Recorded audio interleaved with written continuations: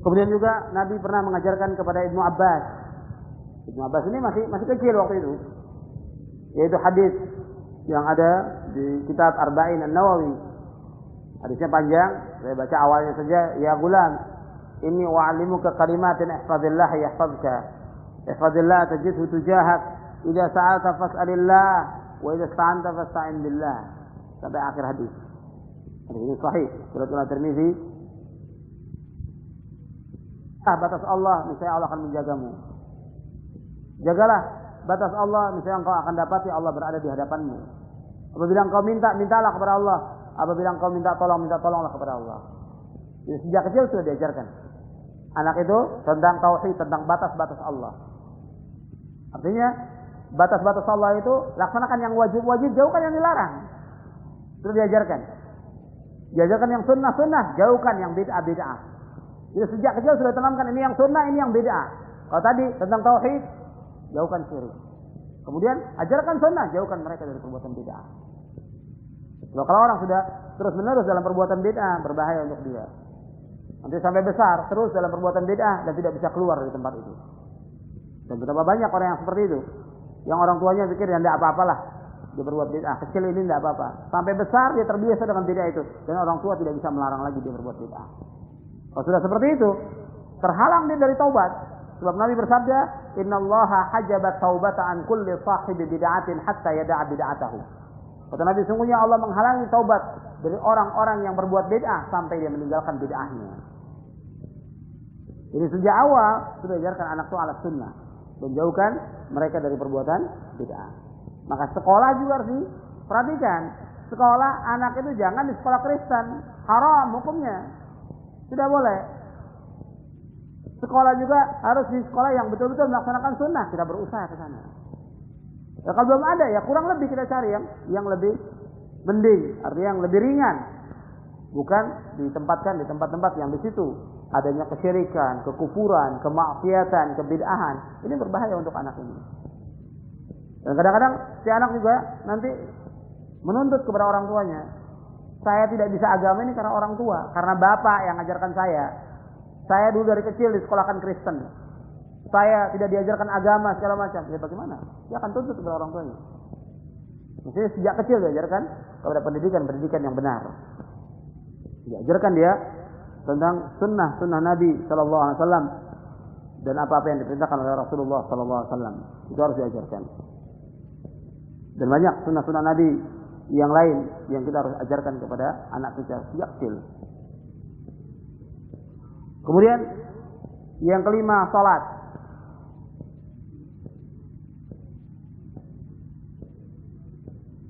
Yaitu salat ini harus diperhatikan. Nabi Shallallahu Alaihi Wasallam memerintahkan kita untuk mengajarkan anak ini 7 tahun untuk salat.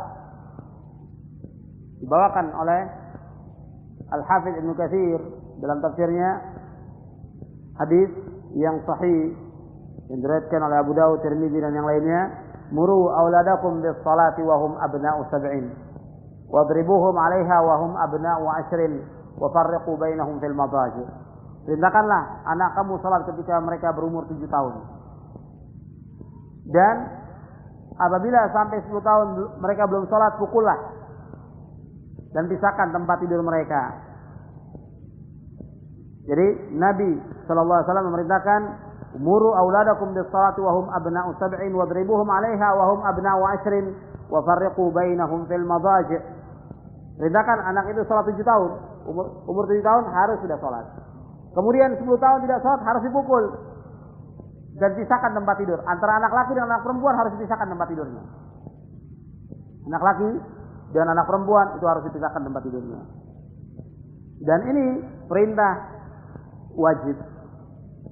Kalau 10 tahun tidak sholat, pukul, bukan dibiarkan. Kalau ada yang bilang bahwa pukul itu nanti menyakitkan segala macam, tidak. Ini Rasulullah yang memerintahkan. Tidak ada pendidik di dunia ini yang paling baik melainkan Rasulullah SAW. Tidak ada pendidik di muka bumi ini yang paling baik melainkan Rasulullah SAW. Rasulullah mendidik, yaitu 10 tahun tidak sholat, pukul. Kemudian tempat tidur pisah antara anak laki dengan anak perempuan harus dipisahkan. Ya, umur itu 10 tahun itu harus dipisahkan. Jadi sholat ini harus diperhatikan. Dalam Al-Quran banyak sekali perintah-perintah salat. Bahkan Allah memerintahkan dalam Al-Qur'an dalam surah Thaha ayat 132 Allah berfirman, "Wa'mur ahlaka bis-shalati wastabir 'alaiha, la nas'aluka rizqa nahnu narzuquk wal 'aqibatu lit-taqwa." Perintahkan keluarga kamu salat. Wa'mur ahlaka bis-shalati wastabir 'alaiha. Dalam surah Thaha, surah yang ke-20 ayat 132. Allah berfirman, "Wa'mur ahlaka bis-shalati wastabir 'alaiha." Perintahkanlah keluargamu salat dan bersabarlah atasnya. La nas'aluka rizqa nahnu narzuquk. Kami tidak meminta rezeki kepadamu dan kamilah yang memberikan rezeki kepadamu. Wal 'aqibatu lit-taqwa, dan akibat yang baik adalah bagi orang yang bertakwa. Di dalam ayat ini diperintahkan kita untuk menyuruh keluarga salat. Ya, setiap hari kita harus perintahkan istri kita, anak kita salat. Dan harus perhatikan tentang masalah salat ini sudah saya ingatkan berkali-kali. Salat itu perhatikan tentang waktunya pertama kali. Tiba waktu salat harus salat. Si anak sekolah juga, sekolah tidak ada di rumah kita, sekolah diingatkan. Tiba waktu salat, salat. Itu selalu ingatkan orang tua. Pulang dari sekolah, salat. Ingatkan. Bukan yang lain yang tanyakan, salat. Bukan pelajarannya bagaimana. Gimana pelajarannya, bagus atau tidak, segala macam. Bukan itu. Salat dulu tanyakan. Sudah salat dulu. Ketika si anak kuliah juga pertama kali ingatkan salat pada waktunya. Salat pada waktunya. Karena perintah Allah dalam Al-Quran. Karena seutama-utama amal kata Nabi, as-salatu fi waktiha. Salat pada waktunya. Dalam riwayat yang lain, as-salatu fi awwali waktiha. Salat di awal waktunya. Yang kedua diperhatikan tentang bagaimana cara salatnya. Itu juga harus diajarkan. Setiap orang tua bagaimana mengajarkan anaknya. Kaifiyat salat Nabi. Sebab Nabi bersabda, "Shallu kama ra'aitumuni usalli." Salatlah kalian sebagaimana kalian melihat aku salat. Sudah belum? Setiap kepala rumah tangga mengajarkan istrinya, anaknya salat yang benar menurut contoh Rasulullah SAW. Kalau dia sendiri tidak paham tentang kaifiyat salat, ya harus belajar. Karena kalau dia tidak belajar, bagaimana dia akan bisa mengajarkan istri dan anaknya salat? Karena sampai sudah punya cucu, istri tidak tahu bacaan salat itu apa sih yang benar yang menurut sunnah, tidak tahu. Sudah punya cucu, sudah mau meninggal dunia, bagaimana tanggung jawab sebagai seorang suami? Istrinya tidak tahu, anaknya juga tidak tahu bagaimana salat yang benar. Sebab Nabi bersabda, "Shallu kama ra'aitumuni usalli." Salatlah kalian sebagaimana kalian melihat aku salat. Dan yang pertama dihisab pada hari kiamat tentang salat. Kata Nabi, "Awwalu ma yuhasabu bil 'abdu yaumal qiyamati as-shalah. Idza saluhat, saluha sa'iru amalih, wa idza fasadat, fasada sa'iru amalih." Kata Nabi, yang pertama dihisab pada hari kiamat masalah salat. Kalau salatnya baik, seluruh amalnya baik. Kalau salatnya buruk, seluruh amalnya buruk. Salat. Ini kan diperhatikan orang tua. Yang penting ya sudah istri sholat, anak sholat sudah. Ini bagaimana setiap hari? Subuhnya, zuhur, asar, maghrib, isya. Diperhatikan juga. Kemudian kaifiyatnya bagaimana? Pernah nggak diajarkan? Kadang-kadang seorang kepala rumah tangga, yang penting saya sudah berikan nafkah, saya sudah sekolahkan, sudah cukup. Tidak. Tetap kita mutaba'ah, ikuti dia. Sekolahnya benar atau tidak? Kalau sekolahnya salah, diajarkan oleh gurunya salah, apa kita biarkan? Tidak boleh. Kita harus bagaimana meluruskan dia. Itu harus kita berusaha ke sana. Salatnya juga harus diperhatikan. Dan kalau salat sudah tidak diperhatikan, kemudian dia meninggalkan salat, akan hancur. Dia akan sesat dan mengikuti hawa nafsunya. Dulu generasi nabi-nabi itu semuanya salat. Kemudian digantikan generasi yang lain. Kata Allah dalam Al-Quran dalam surah Maryam, "Fakhalafa min ba'dihim khalfun adaa'us shalah wattaba'us syahawat fasawfa yalqawna ghayya." Dalam surah Maryam Allah berfirman dalam surah Maryam surah 19 ayat 59. Surah 19 ayat 59. "Fakhalafa min ba'dihim khalfun adaa'us shalah wattaba'us syahawat fasawfa yalqawna ghayya." Maka datanglah sesudah mereka pengganti yang jelek, yang menyanyiakan salat dan memperturutkan hawa nafsunya, maka mereka kelak akan menemui kesesatan.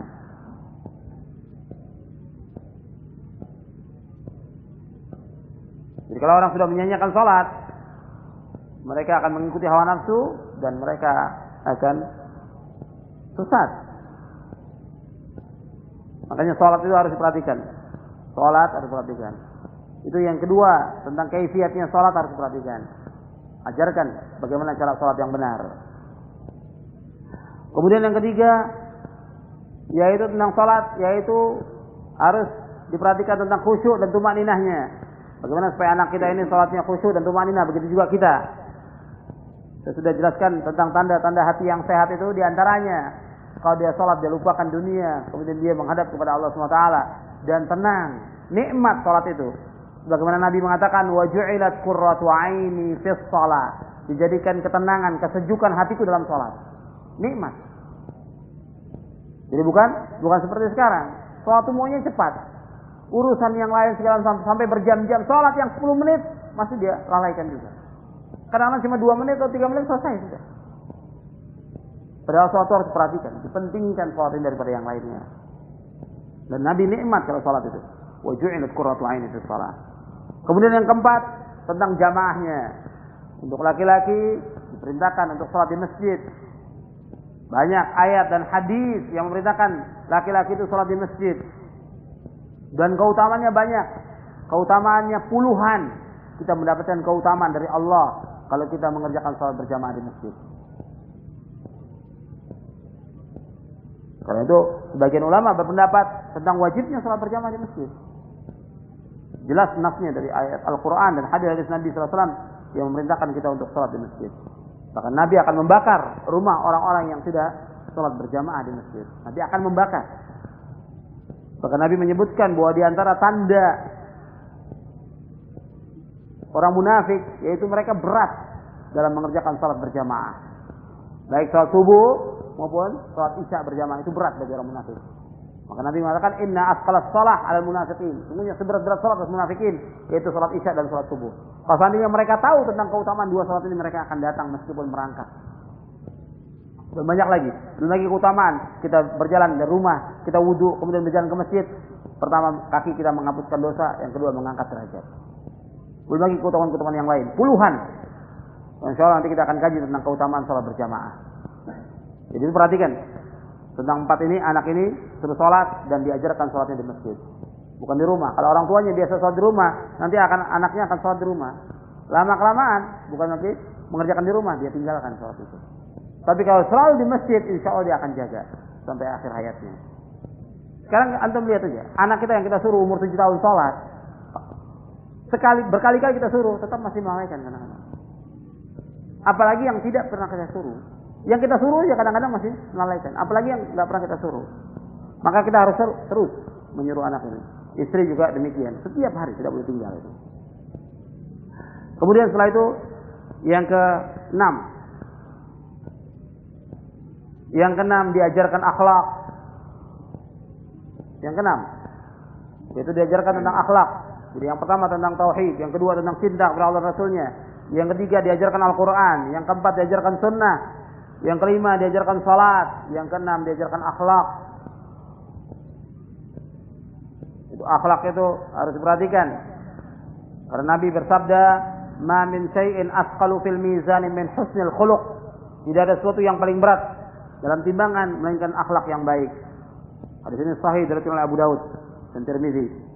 Kemudian dalam hadis yang lain Nabi bersabda, "Akmalul mu'minina imanan ahsanuhum khuluqa." Mukmin yang paling sempurna imannya adalah yang paling baik akhlaknya. Maka itu diajarkan akhlak dan juga diajarkan adab. Jadi seorang anak itu diajarkan bagaimana menghilangkan gangguan dari dirinya. Kemudian gangguan-gangguan di jalan, kaful aza. Kemudian basyasyatul wajh, yaitu tersenyum sesama kaum mukminin. Ifsya'us salam, menyebarkan salam. Setiap ketemu orang muslim, ajarkan dia untuk mengucapkan salam. Setiap ketemu orang muslim, ajarkan dia untuk menyebarkan salam. Assalamualaikum. Biasakan seperti itu. Ifsya'us salam. Kemudian hifdzul lisan, menjaga lisan. Jangan berkata yang kotor, jangan berkata yang tidak baik, jangan dusta, jangan berkata yang tidak benar. Jadi ajarkan dia untuk selalu berkata yang baik. Karena lisan ini termasuk yang paling berat untuk dijaga. Bahkan kata Nabi, wa hal yakubbun nasa ala wujuhim aw ala manakhirihim illa hasaidu alsinatihim. Bukankah manusia ini ditarik, ditelengkupkan, diseret, dimasukkan ke dalam neraka dengan sebab lidah mereka? Dalam hadis yang diriwayatkan oleh Imam Tirmidzi. Maka lidah ini harus dijaga. Anak itu juga diajarkan untuk berkata yang baik. Kemudian muhafadzah al-amanah, diajarkan untuk selalu amanah. Tidak boleh khianat. Sejak kecil diberikan amanah, dia harus perhatikan amanah itu. Tidak boleh khianat. Kemudian as-sidqu fil qawli wal amal, diajarkan untuk selalu jujur dalam berkata dan dalam beramal. Diajarkan juga untuk selalu menyuruh yang ma'ruf, mencegah yang mungkar. Bagaimana wasiatnya Luqman kepada anaknya dalam surah Luqman. Yang pertama kali disuruh untuk bertauhid kepada Allah, menjauhkan syirik, kemudian disuruh berbakti kepada orang tuanya dan menjauhkan durhaka. Kemudian diperintahkan mendirikan salat, di antaranya menyuruh yang ma'ruf, mencegah yang mungkar. Kemudian juga husnul jiwar, baik kepada tetangga. Wa silaturrahim, selalu menyambung tali silaturahmi. Ya, anak ini diajak ketika kita silaturahmi kepada saudara, kepada kerabat, diajak supaya dia tahu agar dia selalu menyambung tali silaturahmi. Karena orang yang memutuskan tali silaturahmi tidak akan masuk surga, kata Rasulullah. La yadkhulul jannata qati'un, tidak akan masuk surga orang yang memutuskan tali silaturahmi. Hadis ini sahih dari Imam Bukhari. Tidak akan masuk surga orang yang memutuskan tali silaturahmi. Kemudian juga satru auratil muslimin, diajarkan untuk menutup aib kaum muslimin. Diajarkan juga i'anatul muhtaj, menolong orang yang susah, orang yang sulit, orang yang lapar. Kemudian menolong juga orang yang dizalimi. Kemudian menghormati tamu dan yang lainnya. Tapi yang penting dari akhlak ini, ya, yang pertama yang harus diperhatikan yaitu bagaimana anak ini supaya berbakti kepada kedua orang tua, birrul walidain.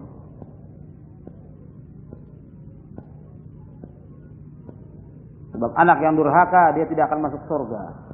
Kalau Nabi la yadkhulul jannata 'aq, tidak akan masuk surga anak yang durhaka. Bahkan dalam hadis yang lain disebutkan salasun la yadkhulunal jannah wa la yanzurullahu ilaihim yaumal qiyamah al-aqli walidayhi wal mar'atul mutarajjilatul mutasyabbihatu birrijal wad dayyus.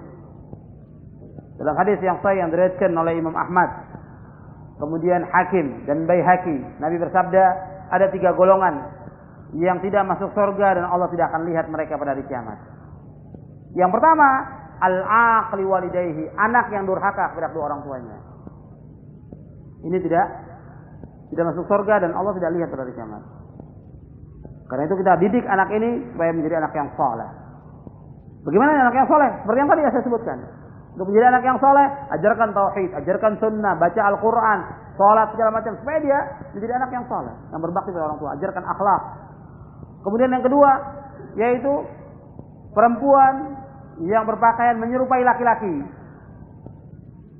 Ini juga termasuk yang tidak dilihat oleh Allah dan tidak masuk surga. Yang ketiga yaitu ad-dayyus. Ad-dayyus ini dalam riwayat Imam Ahmad dikatakan alladzi yuqirru fi ahli al-khubsa, yaitu orang yang membiarkan kejelekan dalam rumah tangganya. Ya, anaknya berpacaran atau berzina dibiarkan oleh orang tuanya. Berdua dengan laki-laki itu sudah aib. Seorang anak laki-laki dan anak perempuan berdua ini sudah aib. Karena dalam Islam tidak boleh. Laki-laki dan perempuan berduaan tidak boleh, kata Rasul, la yakhluwanna rajulun bimra'atin illa wa ma'a hadzi mahramin. Tidak boleh seorang laki-laki berduaan dengan seorang perempuan kecuali bersamanya seorang mahram. Tidak dibenarkan. Dan ini akan membawa kepada zina. Nabi Allah sudah berfirman dalam Al-Qur'an, "Wala taqrabuz zina, innahu kana fahishatan wa sa'a sabila." Janganlah kalian mendekati zina, karena sesungguhnya zina itu sejelek-jelek jalan dan perbuatan yang keji. Zina itu perbuatan yang keji dan sejelek-jelek jalan. Tidak ada moral yang paling merusak melainkan zina. Karena itu jalan yang menuju ke sana harus cegah. Apakah itu bacaan, kemudian tontonan, film, kemudian berdua dengan laki-laki, ini hati-hati. Itu hati-hati. Dan jauhkan anak itu dari tempat-tempat yang demikian. Nah, kalau orang tuanya membiarkan, maka orang tuanya menjadi dayyus. Saya perhatikan.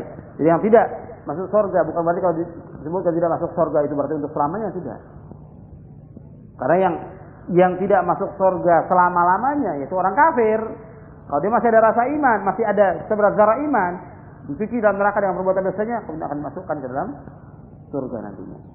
Yang pertama anak yang durhaka ini yang tidak dilihat oleh Allah, yang tidak masuk surga. Yang kedua, ini perempuan yang merupakan seperti laki-laki. Ini juga perlu saya ingatkan. Ini tanggung jawab seorang suami. Dia harus jaga istri dan anaknya dari api neraka. Maka diantaranya seorang istri harus berpakaian busana muslimah. Tadi baru saya sebutkan. Istri harus berpakaian busana muslimah. Anak kita yang perempuan juga harus menutup aurat, memakai busana muslimah. Tidak boleh seorang suami membiarkan istrinya terbuka auratnya, tidak boleh. Ini rambut ini termasuk aurat bagi wanita. Lengan bawah termasuk aurat. Betisnya termasuk aurat. Harus tertutup semuanya. Kecuali yang boleh terlihat muka dan kedua tapak tangannya. Itu yang boleh terlihat.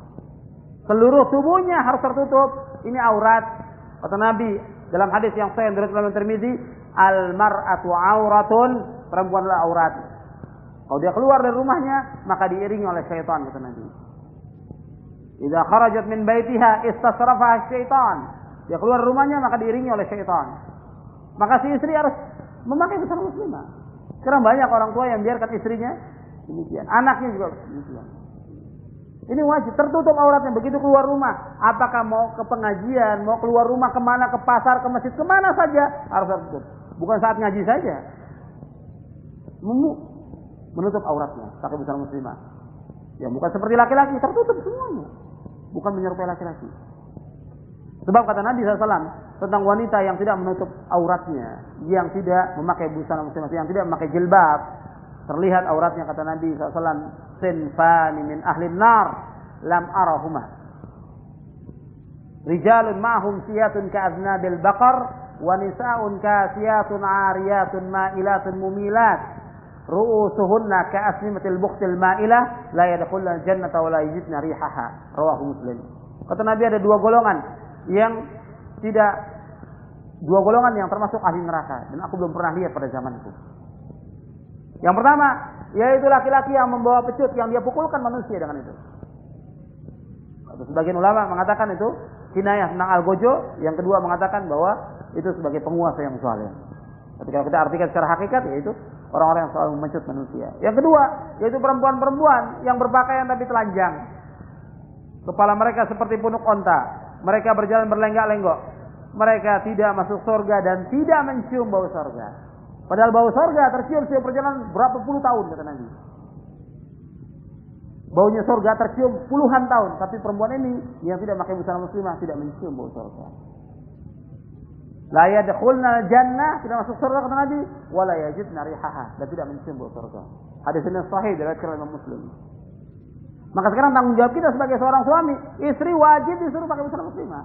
Mau atau tidak mau harus dipaksa supaya dia mau pakai busana muslimah. Jelaskan dengan pengertian yang baik, perlahan-lahan supaya dia mau. Kalau tidak mau juga sudah kita jelaskan dengan berbagai keterangan, harus dipaksa. Karena si suami tanggung jawab di hadapan Allah nanti di hari kiamat. Sekarang mungkin tidak ada apa-apa, tapi di hari kiamat tidak ada lagi. Maaf atau ampun tidak ada lagi.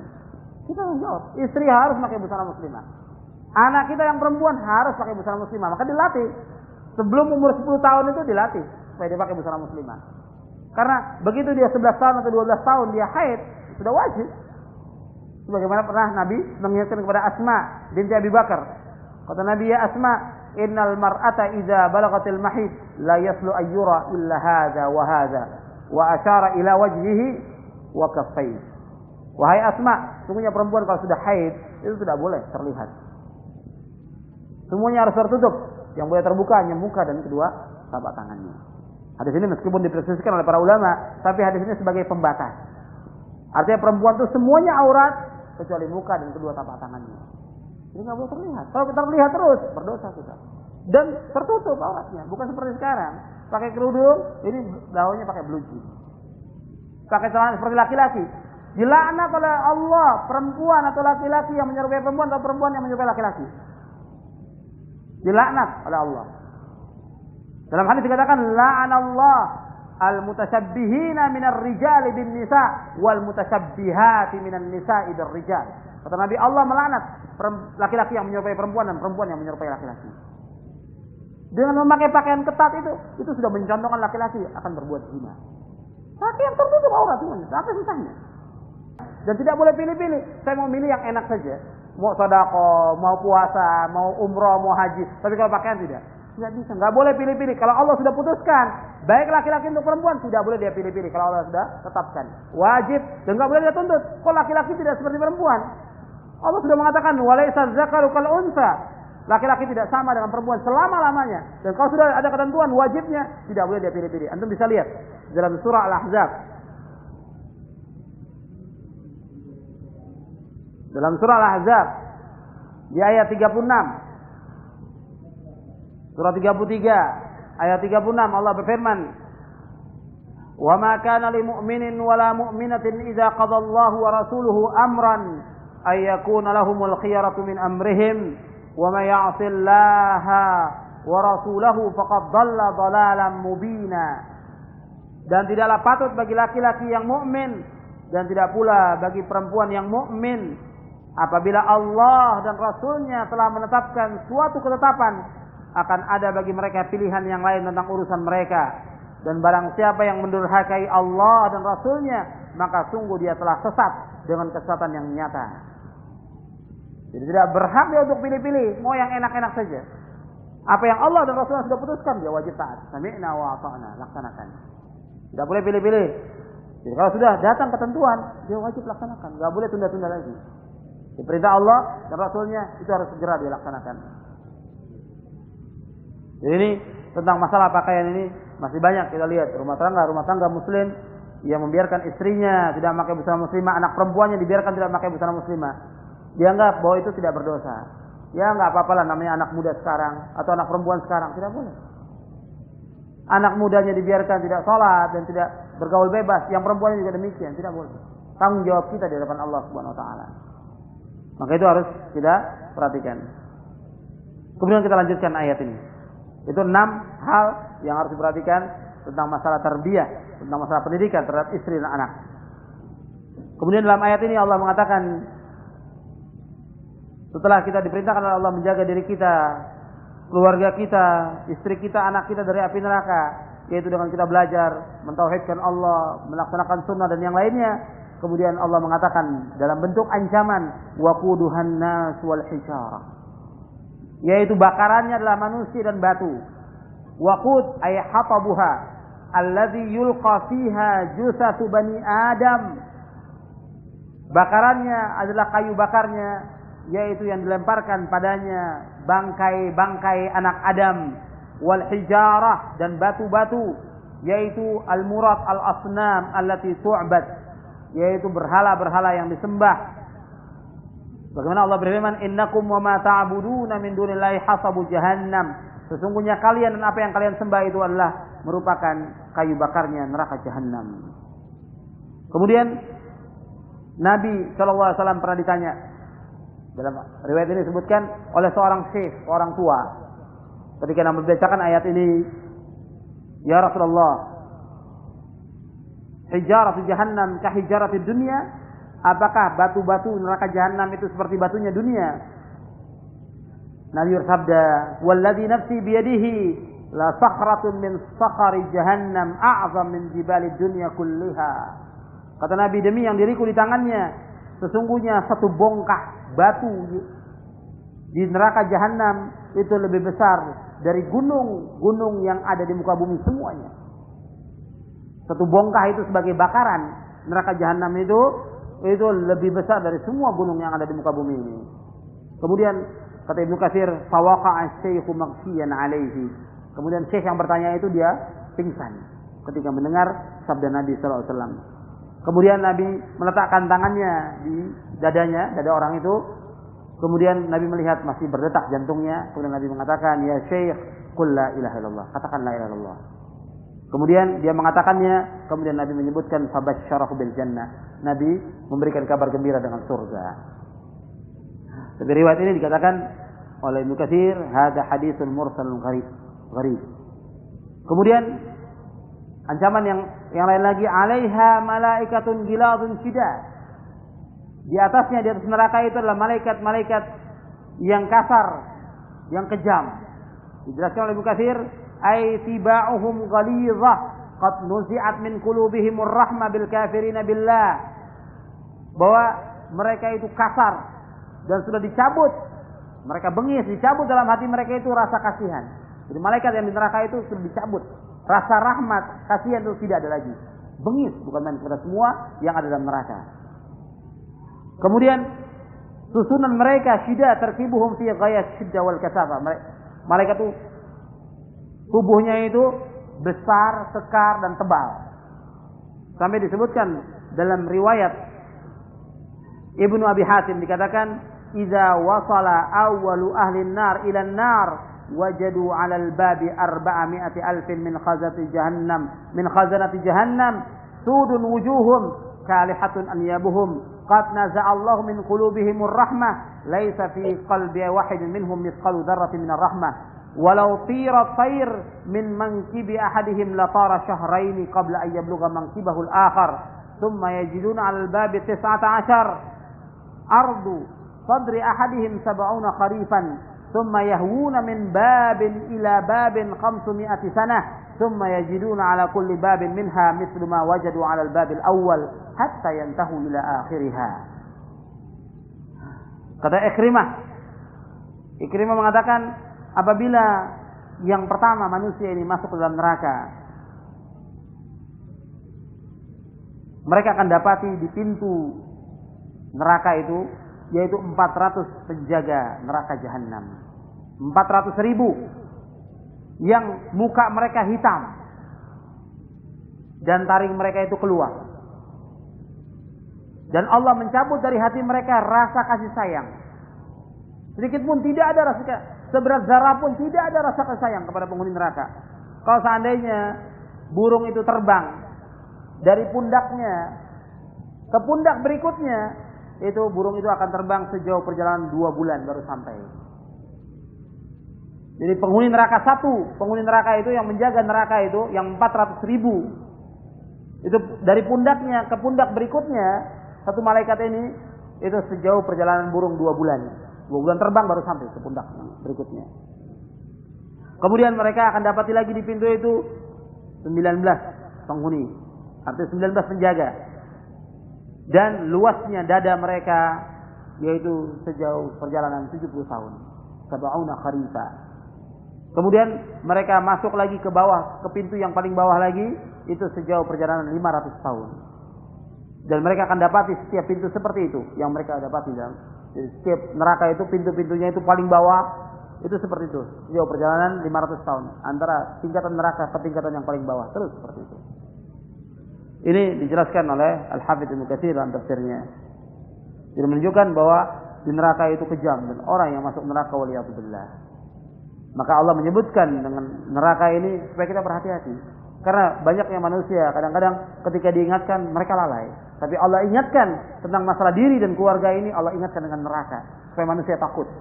Dan betul-betul dia memperhatikan dirinya dan memperhatikan keluarganya agar dia menjaga jangan sampai dirinya dan keluarganya masuk ke dalam neraka. Kemudian la ya'sunallaha ma amarahum wa yaf'aluna ma yu'marun. Malaikat-malaikat ini tidak pernah berbuat maksiat kepada Allah dan mereka melaksanakan apa yang Allah perintahkan. Ai mahma amarahum bihi ta'ala yubadiru ilaihi la yata'akhkharuna anhu tarfata 'ainin wa hum qadiruna 'ala fi'lihi laisa bihim 'ajzun anhu. Dan kapan saja Allah memerintahkan kepada mereka, mereka segera melaksanakan dan mereka tidak menunda-nunda. Meskipun hanya sekejap mata mereka tidak menunda dan mereka mampu untuk melaksanakannya dan mereka tidak lemah dalam melaksanakan perintah-perintah Allah Subhanahu wa taala. Ini yang disebutkan oleh Allah tentang malaikat yang menghuni neraka bahwa mereka tidak pernah berbuat maksiat kepada Allah Subhanahu wa taala dan mereka melaksanakan apa yang diperintahkan. Karena itu kita harus berhati-hati karena ini ancaman Allah tentang masalah neraka. Kita harus hati-hati dan kita harus menjaga diri kita dan keluarga kita dari api neraka. Karena kullukum ra'in wa kullukum mas'ulun 'an ra'iyatihi. Setiap kamu adalah pemimpin dan setiap kamu akan ditanya tentang pimpinannya. Dan kita sebagai ra'in di ahli baitihi. Jadi kita sebagai kepala rumah tangga, sebagai penanggung jawab dalam rumah tangga kita, maka harus diperhatikan. Kalau orang dalam rumah tangganya sudah tidak bisa jadi pemimpin, maka di luar rumah tidak bisa jadi pemimpin selama-lamanya. Kalau dalam rumah tangga dia tidak bisa menjadi pemimpin untuk istri dan anaknya, maka di luar dia tidak bisa jadi pemimpin. Ya kalau seandainya dia jadi pemimpin, dia tidak akan bisa.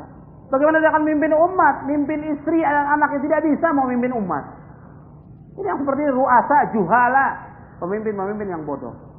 Mendidik istri dan anaknya tidak bisa, bagaimana akan memimpin umat? Maka dia harus memimpin istrinya dan anaknya, dan dia selalu memperhatikan tentang akidah, kemudian tentang sunnah, tentang membaca Al-Quran, tentang pakaian, tentang adab, tentang akhlak, tentang sholat, itu harus perhatikan setiap hari. Istrinya, anaknya, kemudian orang-orang yang di rumah itu. Di antaranya pembantu kita juga harus perhatikan. Supir kita harus juga kita perhatikan. Karena dia di bawah tanggung jawab kita. Kita ingin masuk surga, istri kita ingin masuk surga, anak kita masuk surga, supir dan pembantu kita pun ingin masuk surga. Bukan dia tidak masuk surga. Cuma mereka jahil, tidak tahu. Mereka tergantung kita. Kalau kita suruh, insya Allah dia akan mau laksanakan. Tapi kita tutup dia dari semua kemauan ingin berbuat kebaikan. Kita tutup. Semua kita suruh, yang penting kita gaji. Tapi pendidikan nggak pernah diberikan. Tanggung jawab. Istri kita, anak kita, supir kita, dan pembantu kita. Setiap hari kerja, dari mulai subuh sampai malam. Terus seperti itu. Kapan dia sabar? Dapat pengetahuan agama. Sampai kapan? Baca Quran sampai nggak bisa kadang-kadang. Sudah pakai puluhan tahun tapi nggak bisa baca Al-Quran. Itu perhatikan.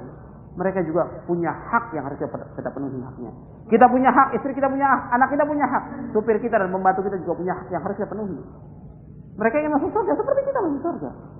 Itu kita harus perhatikan dan kita ajarkan. Karena kita bertanggung jawab di hadapan Allah Subhanahu wa taala, dan kita berdoa selalu kepada Allah Subhanahu wa taala agar kita diberikan oleh Allah kekuatan untuk mendidik keluarga kita dan anak kita, dan kita menjadi pemimpin bagi orang-orang yang takwa. Sebagaimana Allah berfirman dalam Al-Qur'an, "Rabbana hab lana min azwajina wa dhurriyyatina qurrata a'yun waj'alna lil muttaqina imama." Allah berfirman di dalam surah Al-Furqan, di ayat yang terakhir, antum hafalkan doa ini untuk antum baca, supaya kita menjadi pemimpin dalam rumah tangga kita dan anak-anak kita menjadi qurratu a'yun, yaitu yang menyejukkan mata kita dan hati kita. Allah berfirman dalam surah Al-Furqan ayat 74, "Rabbana walladzina yaquluna rabbana hab lana min azwajina wa dhurriyyatina qurrata a'yun waj'alna lil muttaqina imama." Dan orang-orang yang berkata, "Wahai Rabb kami, anugerahkanlah kepada kami istri-istri kami dan keturunan kami sebagai penyenang hati, dan jadikanlah kami imam bagi orang-orang yang bertakwa." Jadi kita berdoa kepada Allah, "Rabbana hab lana min azwajina wa dhurriyyatina qurrata a'yun waj'alna lil muttaqina imama." Rabbana hab lana min azwajina wa dhurriyyatina qurrata a'yun waj'alna lil muttaqina imama. Amin ya rabbal alamin. Wa sallallahu nabiyana Muhammadin sallallahu alaihi wasallam. Mudah-mudahan yang kita kaji pada malam ini bermanfaat untuk saya dan juga untuk antum sekalian, dan juga kita berusaha untuk merubah diri kita dan keluarga kita untuk menjadi yang lebih baik. Terutama kita yang sudah ngaji harus lebih baik daripada sebelumnya. Keluarga kita yang sudah ngaji, keluarga kita harus berbeda dengan yang lainnya dari keluarga yang tidak pernah ngaji. Wa sallallahu nabiyana Muhammadin sallallahu alaihi wasallam. Subhanakallahumma wa bihamdik, asyhadu an la ilaha illa anta astaghfiruka wa atubu ilaik. بسم الله الرحمن الرحيم